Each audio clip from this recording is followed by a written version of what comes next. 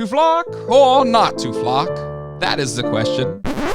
MOTU Origins has two Panthors, flocked versus stocked. Which one should you get? We're going to talk about that today on Geek Dad Life. Hello everybody and welcome to Geek Dad Life. It's your host, Jay Gladfelter here. I have been in love with the MOTU Origins line for the better part of a year now and have done a lot of videos covering all of the figures, vehicles, and playsets. So if you like this video and want me to make more, hit the like button. And if you want to see when those episodes drop, click the subscribe button and that bell icon. Back at the virtual PowerCon in 2020, Mattel revealed that Skeletor would get his trusty Steed Panthor release in early 2021. At first, they said this Panther would not be flocked, but just a few minutes later in the presentation, they revealed that they would do a flocked version of Panther, but this would be a deluxe release of the figure that would cost $15 more and also be a Walmart exclusive. And even though I found the regular release of Panther, which was hard enough in and of itself, I knew that I had to get the flocked Panther to truly see if the hassle of getting a Walmart exclusive plus the extra price was worth it. Luckily, my good buddy Jason from Cro-Mag Toys found the flocked Panther and picked one up for me so that I could now compare these two cats and see which one I wanted to stick with, and to a greater extent, maybe you at home, which one you might want to go for. Looking at the packaging, it's nearly identical.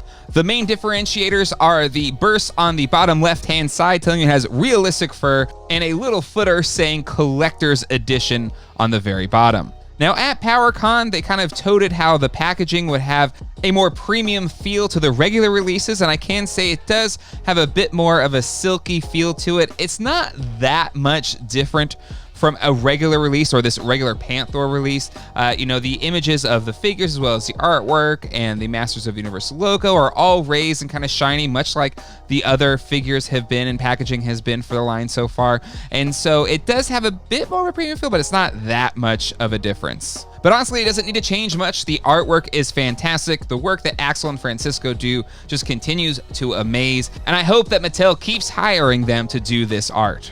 Another unique thing about the packaging is the flocked Panther has kind of an extra bubble guard, I guess, to ensure it doesn't rub too much on the flocking, which is very easy to damage. So there are no zip ties, no rubber bands. It's just kind of held in there with this kind of unique two-sided bubble packaging.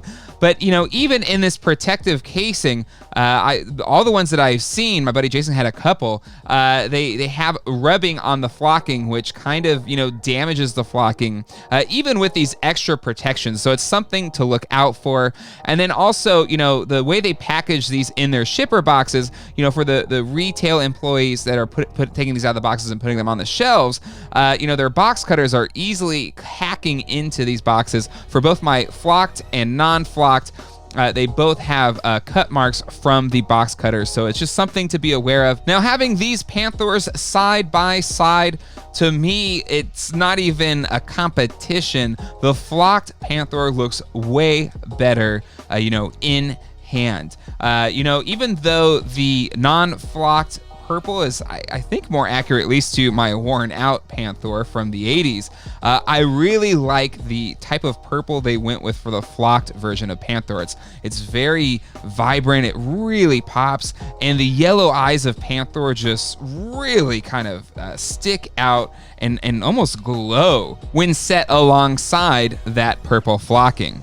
Something else that I really liked about their application here is the flocking is throughout. Like in the Masters of the Universe Classics line, the few times they've done, I think it was really only Mossman, they really avoided putting the flocking around the joint areas for concerns that the friction of those joints would kind of tear up and wear away the flocking. That case might be true for this one as well, but they didn't let that hold them back. It is flocked throughout. The only places that don't really have flocking are on the actual cut joints for the ball joints in the legs.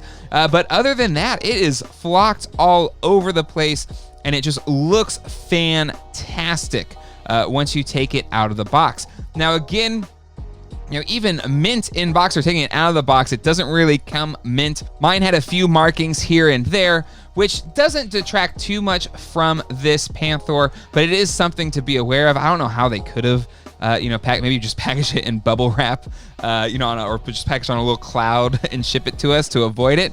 But still, a little bit of a bummer, but overall, the actual impact and the application of the flocking is so much better than we saw in the Classics flocking that I don't mind. I think it looks really good here. And honestly, you know, they charge $15 more on this Panthor, and I honestly think it was worth every penny.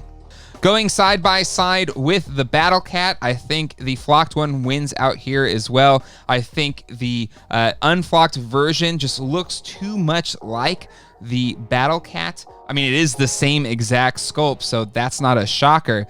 But again, I think the flocking is the thing kind of separated it just enough to where it looks like a fully different cat. And there's a reason it worked in the 80s and it works again here in the 2020s. It's just a shame that in the modern context, it costs that much more than the Battle Cat and non-flocked Panthor releases.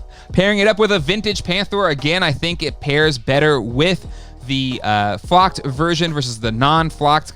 And even though the non-flocked's purple matches the flocked one better, again, I don't see how you can compare the two when they are side by side. But when we go to the Panther, there is a clear difference between the two. Even though it's something as simple in concept as just flocking the same toy, it looks that much better, and I do think it is worth the $15. Now, when you add on the fact that this is a Walmart exclusive, I think it does knock it a little bit and brings it closer in parity to the normal release. But to be completely honest, the normal Panther release has been really hard to find at every other retailer.